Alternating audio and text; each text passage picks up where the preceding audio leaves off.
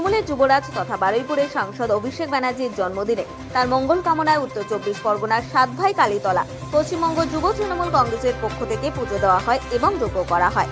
শনিবার সকালে পশ্চিমবঙ্গ যুব তৃণমূল কংগ্রেসের রাজ্য সম্পাদক নিরুপম রায়ের নেতৃত্বে যুব তৃণমূলের কর্মী সমর্থকেরা এই যজ্ঞ করে।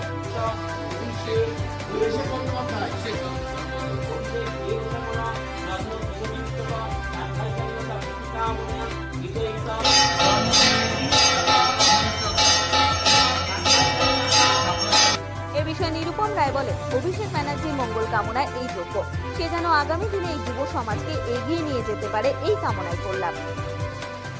আমরা এসে আজ অভিষেক ব্যানার্জির নামে পুজো দিলাম, তার মঙ্গল কামনা, শুভ কামনা, তার আগামী ভবিষ্যৎ সে আমাদের, তাই তার নামে আজ পুজো দিলাম আমার সাতভাই, তার সুস্থতা কামনা।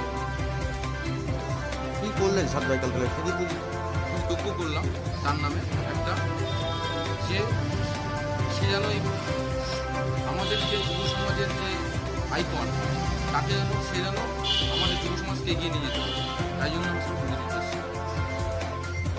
আমার নাম আমি করতে হবে নিরুপম রায়, পশ্চিমবঙ্গ তৃণমূল যুব কংগ্রেস রাজ্য সম্পাদক।